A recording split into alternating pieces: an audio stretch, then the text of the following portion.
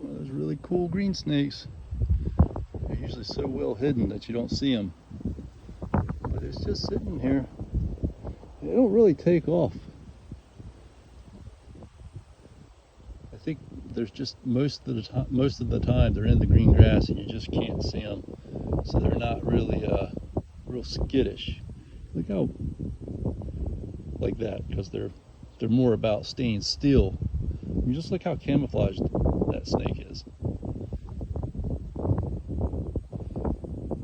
mean, it's right there in front of me and you can barely see it. Like I'm looking at it on the phone and looking at it with my eyes, and its thing is disappeared. It is like it's 3-4 feet away. You don't even see it.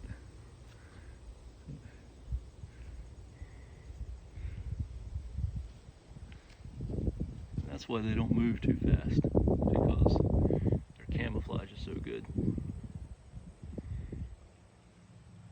You see it?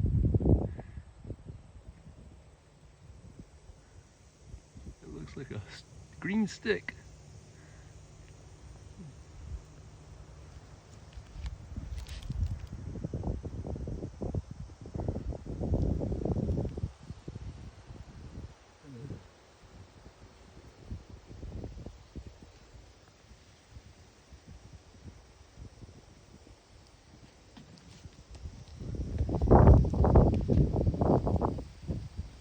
Looking at it.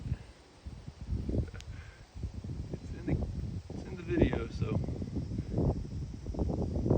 now it's sitting real still. Well, it's moving out now. It's moved out to the back out there on the leaves. So that's when it's in a precarious situation. But even there, it just looks like a leaf laying on the ground. Looks like a green leaf. Things are masters of disguise. Harmless snake, but they're quite a cool little creature.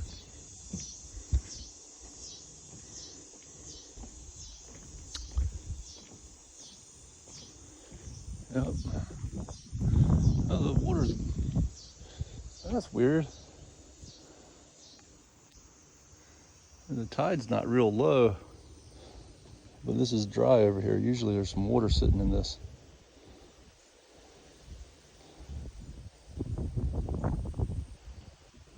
Oh well. I haven't seen the turtles lately. The snappers. We got plenty of places to hide, so. Oh, there was something under there. Another crabby. Was that a mud crab or a snake that had its heads popped out? I think it was a mud crab, but I didn't. It went right back underneath that log.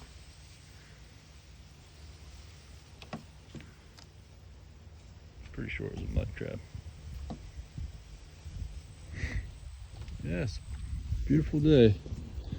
I walked the trail in Buxton Woods.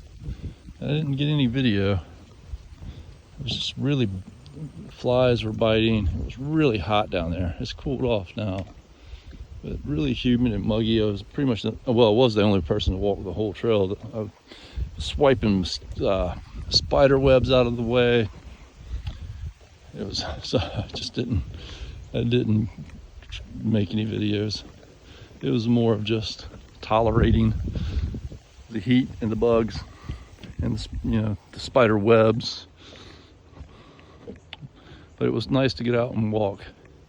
And being the only person, there was one guy on a bike on the one end, and there was a couple in the early part of the walk, but nobody was doing the whole trail. And even though it was buggy and hot, it was really nice to get out and do that. In fact, I think a lot of times when you get out in the heat like that, and if you're any place where it's dry out, you always take water. I just drank water before I got on the trail, and then when I got to the campground on the other end, I was able to drink a little bit of water.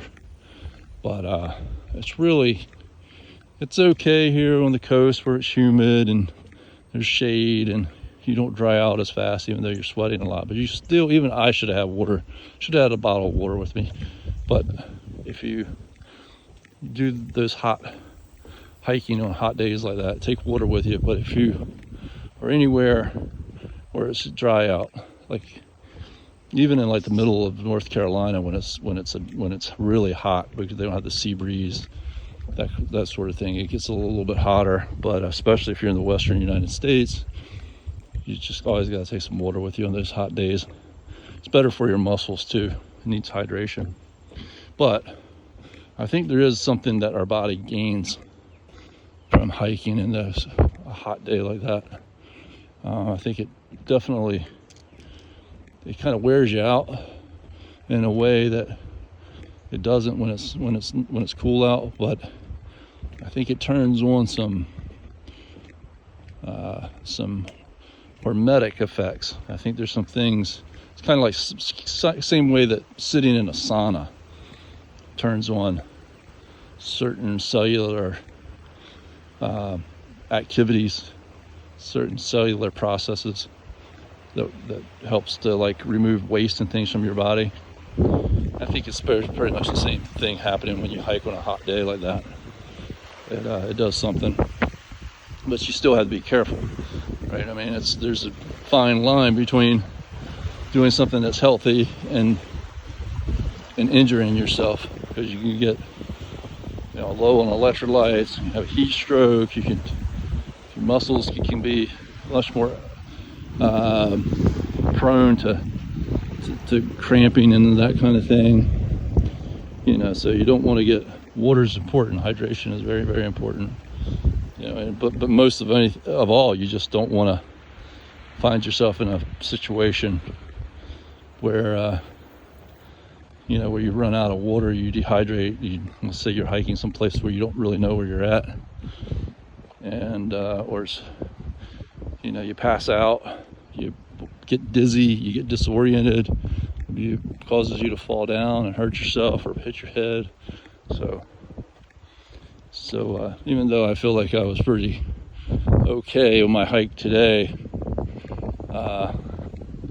not carrying water with me, I still wouldn't say that it was even a smart thing to do for even where I was today. But it's a particularly important lesson, to always keep water with you when you go hiking, particularly in places where it's dry. Even when it's cooler out, if it's a real dry place, you can dehydrate and you don't really realize it because you don't feel the sweat on your body and everything. It just evaporates off, and you're getting parched way faster than you realize. And of course, out here on the coast, we tend to like to wear shorts and t-shirts and things like that because we're sweating so much, but the humidity is not allowing it to get off of our body. So we tend to opt for more exposure. But in places where it's super hot, like whether you're here in the humidity, but you're like away from the coast a little bit, and it's just the temperatures can get really hot, or where you're like someplace where there's not much humidity, the air's real dry, sometimes it's better to have a little bit more clothing on because it traps some of the moisture. It doesn't go off into the atmosphere as quick, and that helps your body not dehydrate as fast. So that's something to keep in mind too. And it also keeps the sun from baking you, because when your skin is exposed to the sun, not only does it dry out faster, but you also get sunburned faster. I love you.